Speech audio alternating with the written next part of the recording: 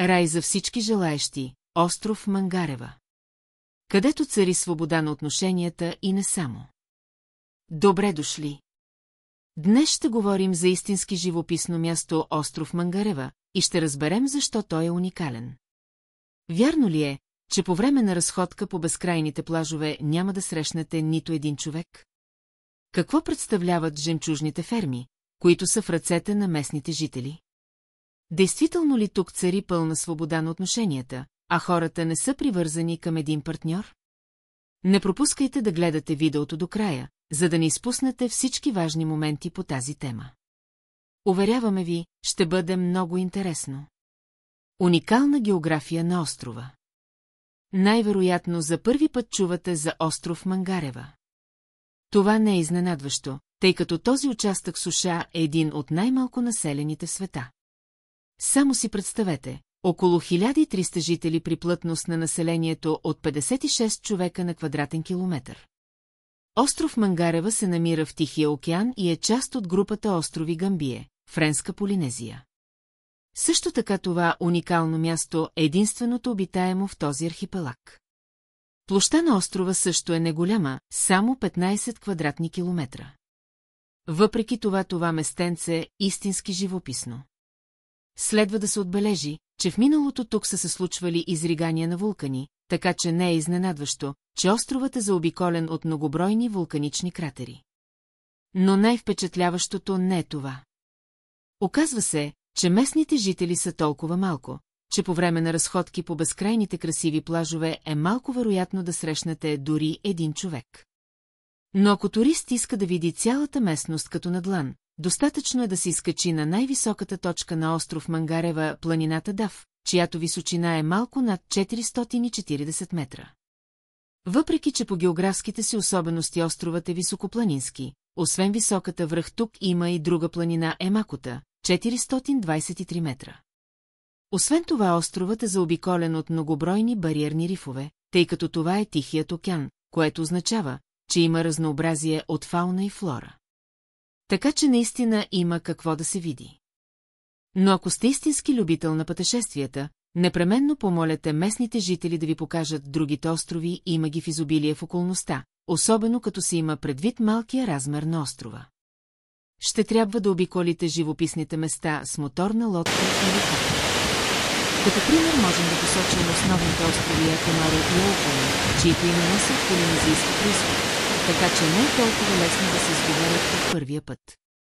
Що се отнася до населението на остров Мангарева, то по-голямата част от жителите се намират в Рикитеа. Някои го наричат малък град, а други село. Тук се намира и местното управление на окръг Гамбие. Но с какво се занимават островитяните година след година? Нека разгледаме този въпрос по-подробно – животновъдство, отглеждане на култури и жемчужни ферми. Както вече се досещате, площта на остров Мангарева и числеността на населението му не са толкова големи. Въпреки това жителите тук всяка година носят огромна полза за себе си и за околните. Основните видове дейност са животновъдство, отглеждане на полезни сортове растения и добив на жемчуг. Първите две са повече или по-малко ясни. Развъждането на животни, както в другите части на света, е необходимо за добиване на месо, мляко и кожи. Що се отнася до растенията, следва да добавим, че на остров Мангарева има плодови градини, както и плантации за отглеждане на кафеви зърна. Съвсем логично е, че част от натрупаните ресурси остава за местното население, а част се изнася. Но по въпроса за жемчуга следва да се разясни. На остров Мангарева този минерал се добива в изобилие. Отглеждането на жемчуг е ключов промисъл на островитяните. С тази цел са построени жемчужни ферми, управлявани от много семейства. Жемчугът, както и другите ценни богатства на острова, се изнася, първо се доставя до Таити, а след това се реализира в други страни по света.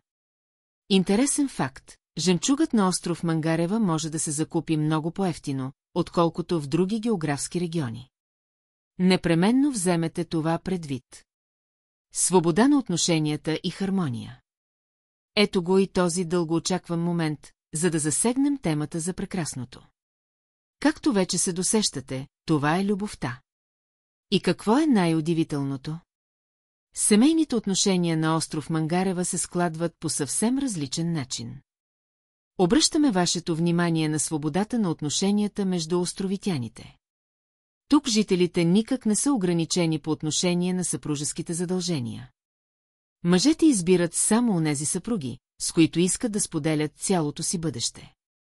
По същия начин постъпват и жените, които търсят свои партньори. На острова се приемат различни форми на отношения, моногамия, полигамия и други. Всичките са добре дошли в този географски регион. Отново всичко се своди до свободата на задълженията между бъдещите семейства. Това е тайната, че хората тук са напълно хармонични и не са привързани към един конкретен човек. Това значително опрощава живота на островитяните. Жителите на острова от десетилетия следват местните обичаи. Тук се е формирала цяла култура, която е малко вероятно да срещнете някъде другаде. Народът освен всичко друго е приятелски настроен и се отнася достойно към туристите и пътешествениците.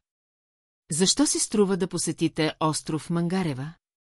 Щом вече нееднократно споменахме туризма и пътешествията по остров Мангарева, следва да обобщим казаното. Защо трябва да посетите този малък участък суша? Първо, остров Мангарева е удивително място, намиращо се в южната част на Тихия океан. Той наистина се счита за едно от най-изолираните места на планетата. Това означава, че цивилизацията просто не е достигнала до много места, а природата е запазила своя първозданен облик завинаги. Второ, особеностите на географското местоположение. Мангарева е вулканичен остров, образуван преди милиони години от лава и пепел. Неговите плажове са заобиколени от кристално чиста вода, а бреговете са украсени с многобройни коралови риби. За любителите на вмъркане, сноркелинг и разходка и свободен транспорт със сигурност ще се намери подходящо място. Трето, островът притежава уникална флора и фауна. Сред такова разнообразие можете да срещнете редки видове птици, костенурки и животни. И най-важното, остров Мангарева е идеално място за почивка далеч от градската суета и шум. Тук няма обичайните ни пътища и многоетажни сгради. Както се казва, природата в нейния първозданен вид. Чудесни закати, приятен климат и гостоприемни местни жители правят това място идеално за романтична почивка или планиран семеен отпуск. Така че след посещението на остров Мангарева няма да останете разочаровани. Това е подходящо място за онези, които са готови да се погърнат в атмосфера на спокойствие и хармония с природата. Тъй като цивилизацията не е достигнала до много места, можете да осъзнаете ценността на тази природа. И, разбира се, как без нови впечатления и емоции, които са неотделима част от всички пътувания. Заключение. Така остров Мангарева е истински райско и живописно място на планетата. Поради факта, че е разположен на няколко десетки километри от обичайната цивилизация, това се отразява на географията на острова и културата на местните жители, които от своя страна са посвободни в отношенията си и доброжелателни към околните.